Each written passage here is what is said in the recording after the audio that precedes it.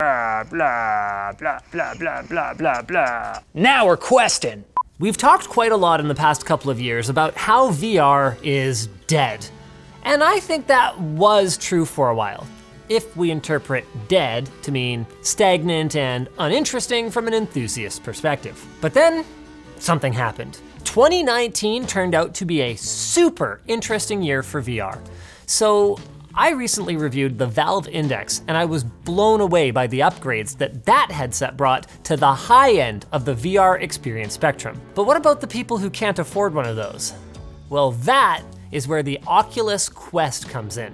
It actually launched a month before the Index for only $399 US, and admittedly, I ignored it because I assumed that it would be trash. But in fact, it represents a similar, if not greater leap forward, just at the lower end of the market. It enables wireless, room-scale VR with high-resolution displays, and it's got 2 desktop-class controllers without any need for a powerful PC. That means that with the Quest, you can take your headset anywhere and play any game wherever you are. Wow, you can go anywhere with this thing. Linus, whoa. There's a lightsaber through your head right now. Wow, oh, this is great. Whoa, I feel so free. Yeah. Private internet access. That's exactly what you'll get with PIA, a safe and protected IP, and it's got loads of other features as well. Check it out at the link in the video description.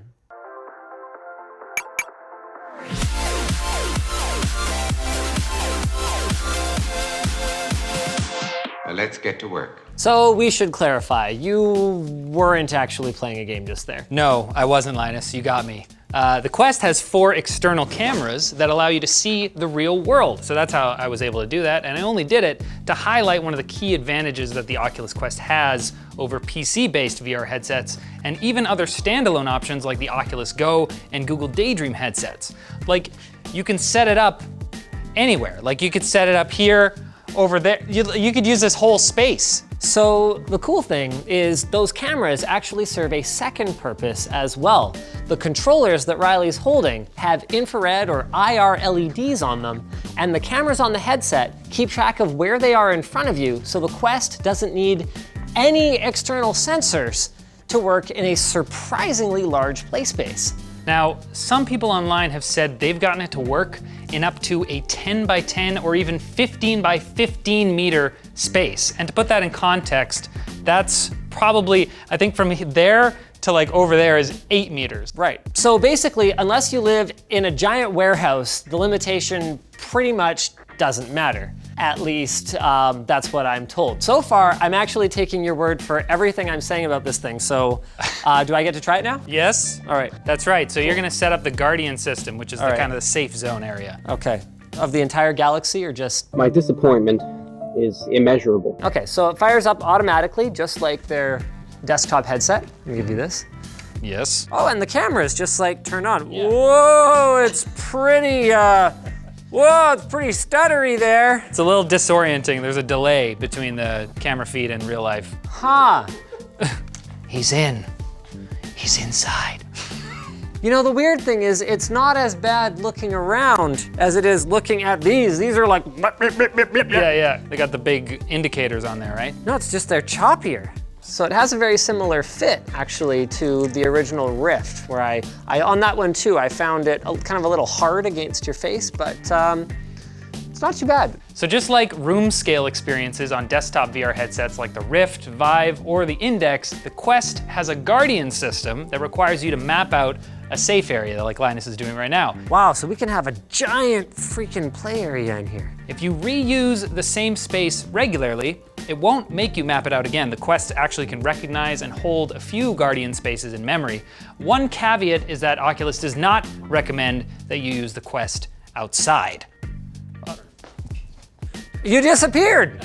I disappeared because you finished the setup. Linus, Hello? Oh, okay, there it is. He's in VR, he's been sucked in. It feels like such a big play space that it's like not natural to be able to walk around so I know, right? seamlessly, yeah. With a PC headset, you'd have to set up base stations in an area this big and leave them there basically in order to have it consistently. Let's talk specs. The display is surprisingly sharp. It's 1440 by 1600 per eye. Now, it is an OLED display with a pentile matrix, so it's not quite as sharp as what you might find on something like the Valve Index, but it's pretty comparable to something like a Vive Pro. With that said, there is one area where it falls behind those higher end PC headsets. The refresh rate is only 72 Hertz versus 90, or even as high as 120, or the experimental 144 Hertz mode on the Index. Now, part of the shtick here is that the entire experience is powered by what is basically a phone sitting in the front of the headset here. So it's a Qualcomm Snapdragon 835, 4 gigs of RAM, a 3600 milliamp hour battery that gives you about 2 to 3 hours of playtime, and it's all running on some version of Android. There's an IPD adjustment slider on the bottom and a volume rocker.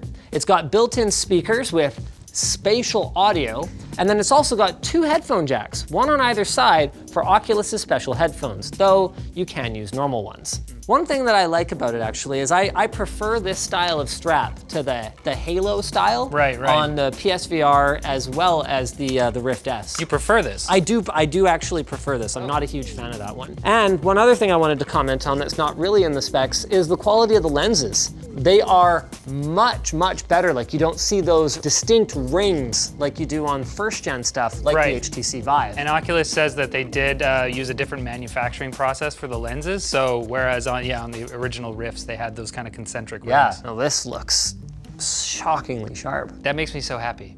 Okay, so that's all the numbers. Now it's time for me to really get to try this. I'm actually way more amped now that I've played with it a little bit than I was before. So while Linus is firing that up, I know he just came off of reviewing the Index, and he's a bit of a VR snob in general. So I feel like even if this disappoints him, I want to give my own perspective.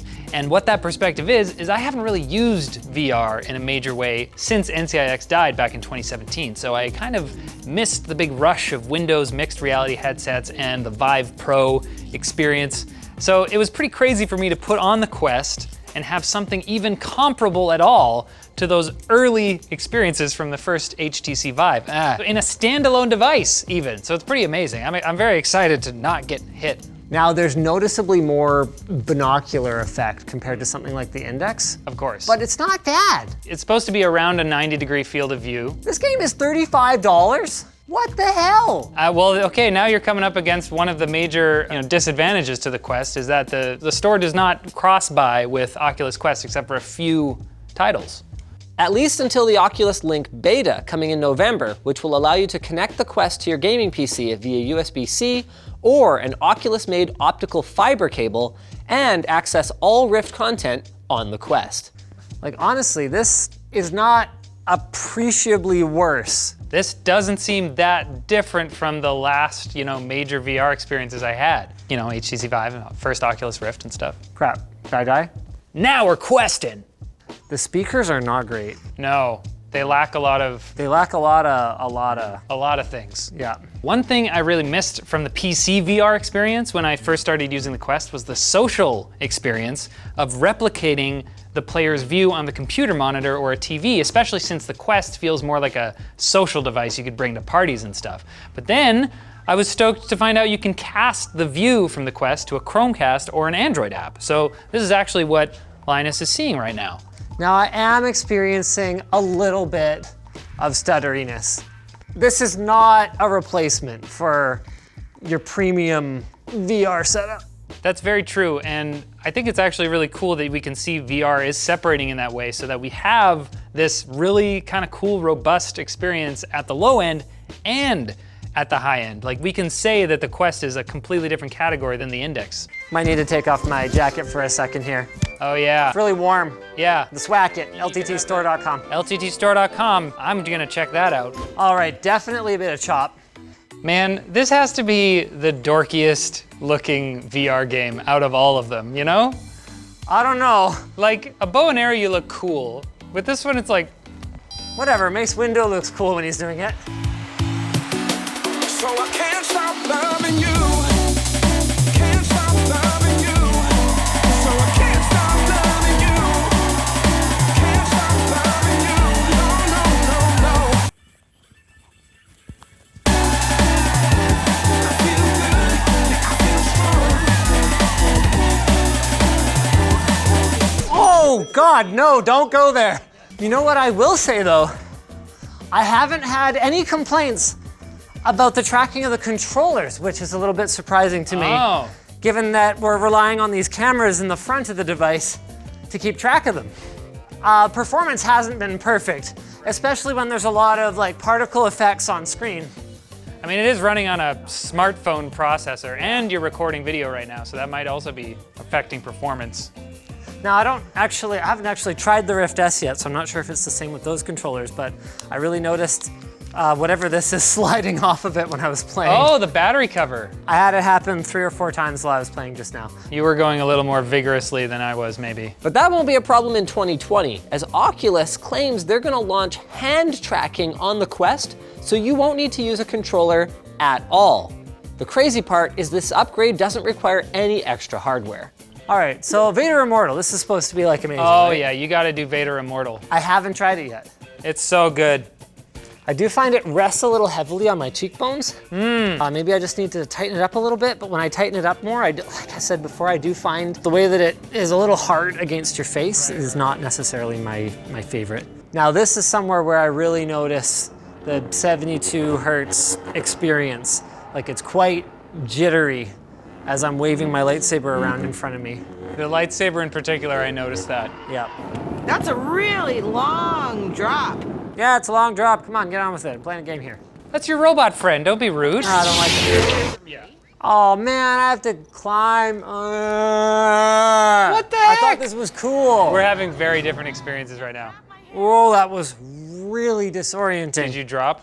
Maybe? Oh, that was real. Oh, this is very unpleasant.